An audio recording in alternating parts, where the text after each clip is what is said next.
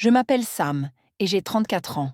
J'ai été mariée à mon ex-femme Anna, âgée de 29 ans, pendant près de 3 ans, mais nous avons dû nous séparer parce qu'elle me trompait. Anna et moi avons grandi dans la même ville, nous n'étions donc pas complètement étrangers lorsque nous avons commencé à nous fréquenter.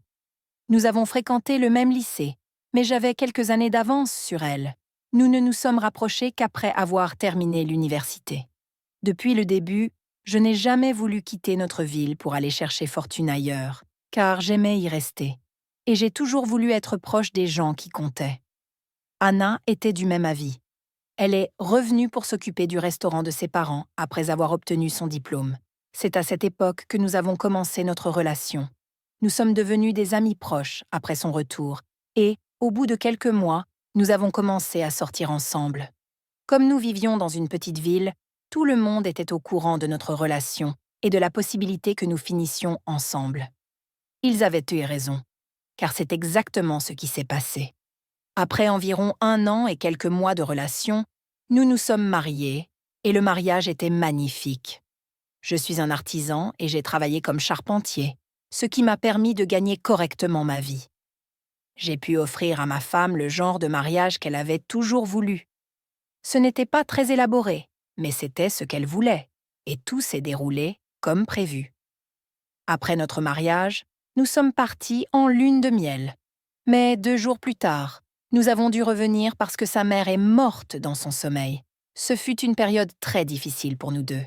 Anna était fille unique, et je ne peux qu'imaginer à quel point cela a été terrible pour elle de perdre sa mère de cette manière. Entre-temps, je l'ai soutenue de toutes les manières possibles. Je l'ai réconfortée, j'ai pris soin d'elle, et j'ai été là pour elle à chaque étape. Ce n'était pas la façon dont nous voulions commencer notre mariage, mais comme la mort est quelque chose que personne ne peut prédire ou arrêter, je ne pouvais rien faire contre cette perte. Pendant la première année de notre mariage, Anna est devenue l'ombre d'elle-même et s'est désintéressée de beaucoup de choses. Elle a commencé à sortir de sa coquille au cours de la 2e année, après avoir fait son deuil. J'ai été très heureux de la voir revenir à elle. La première année avait été très difficile pour moi, car je l'aimais beaucoup. Je m'étais juré d'être patient et je m'attendais à ce que notre relation et notre mariage s'améliorent avec le temps. Cependant, notre intimité en souffrait toujours. Je ne ressentais pas la même étincelle que lorsque nous sortions ensemble. Souvent, j'avais l'impression de m'imposer à elle. La situation s'est tellement détériorée que j'ai fait des recherches en ligne pour comprendre ce qui se passait. J'ai beaucoup appris et j'ai compris qu'elle avait besoin de temps. Mais plus je lui donnais de temps, plus nous semblions nous éloigner l'une de l'autre. Je n'ai pas apprécié les 2 premières années de notre mariage, mais je suis restée parce que j'espérais que les choses s'amélioreraient. Lorsque je l'ai confrontée une fois à son comportement et que je lui ai dit que je n'appréciais pas notre mariage, elle a dit que j'étais égoïste et insensible. Ce qui m'agaçait le plus, c'est qu'elle se montrait si joyeuse lors de mariages ou d'événements, riant et interagissant avec tout le monde. Mais dès que nous rentrions à la maison, elle redevenait distante. Finalement, après des semaines de plaintes, j'ai commencé à voir des changements. Elle est devenue plus active à la maison, a passé du temps avec moi, et nous avons recommencé à faire les choses amusantes que nous faisions lorsque nous sortions ensemble. Ces changements m'ont permis de me sentir à nouveau aimée.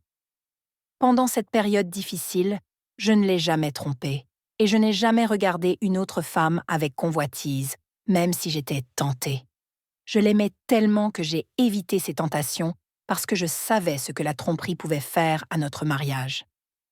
Pendant les quelques mois qui ont suivi, notre foyer était plein de bonheur et de rire. La cerise sur le gâteau est arrivée lorsque nous avons appris qu'elle était enceinte. J'étais tellement excitée à l'idée de devenir père, et j'ai vraiment eu l'impression que notre mariage avait franchi un cap. Environ 6 mois après avoir appris qu'elle était enceinte, j'ai décidé de lui faire une surprise. Je savais que la mort de sa mère avait gâché notre lune de miel et, même si elle n'en avait jamais parlé, je savais qu'elle aurait aimé retourner au même endroit. J'ai économisé pendant 2 mois et j'ai tout organisé pour une 2e lune de miel. Je l'ai surprise en lui annonçant la nouvelle et elle a apprécié. Nous ne l'avons pas prise comme une simple lune de miel, mais comme une escapade, romantique. Notre anniversaire de mariage tombait une semaine après notre retour et nous avions prévu de renouveler nos vœux devant nos amis et notre famille. C'était mon idée, car je pensais que c'était nécessaire, étant donné que nous commencions tout juste à profiter réellement de notre mariage. Pendant le voyage, nous avons passé de bons moments ensemble. Nous avons visité des endroits, pris des photos et goûté à différents plats. Mais le 6e jour, j'ai fait une découverte choquante. Je ne me souviens pas exactement de la raison pour laquelle j'avais son téléphone. Je pense que nous parlions d'une nouvelle qui était devenue virale sur Facebook. Comme je n'étais pas sur Facebook, elle m'a donné son téléphone pour que je le lise. Pendant qu'elle était sous la douche, j'ai appuyé sur le bouton « Retour » et ses SMS se sont ouverts. Il y avait un nom enregistré comme « Mon bonheur » en espagnol, et cela a attiré ma curiosité. J'ai ouvert les messages et j'ai été choquée de découvrir qu'il s'agissait de notre ancienne organisatrice de mariage. Ils avaient échangé des photos intimes, des photos d'eux au lit et s'embrassant. Pire encore, ils sortaient ensemble depuis près de 2 ans. À ce moment-là, j'ai eu l'impression que la pièce tournait. En état de choc, je me suis envoyé les photos à moi-même et j'ai effacé les preuves de son téléphone pour qu'elle n'en sache rien. Le reste de notre escapade a été gâché. Je n'arrêtais pas de craindre que le bébé qu'elle portait ne soit pas le mien. Pendant des nuits entières, je n'ai pas pu dormir ou penser clairement. Après des jours de réflexion, j'ai décidé que la meilleure façon de répondre à sa trahison était de l'humilier devant tout le monde lors de notre anniversaire de renouvellement des vœux. Le jour venu, tout le monde était présent. Je lui ai offert un gros cadeau à ouvrir devant tout le monde. Elle pensait qu'il s'agissait d'une photo encadrée de notre 2e lune de miel. Mais lorsqu'elle l'a déballée, il s'agissait d'une photo d'elle et de l'organisateur du mariage au lit ensemble. La pièce est devenue silencieuse.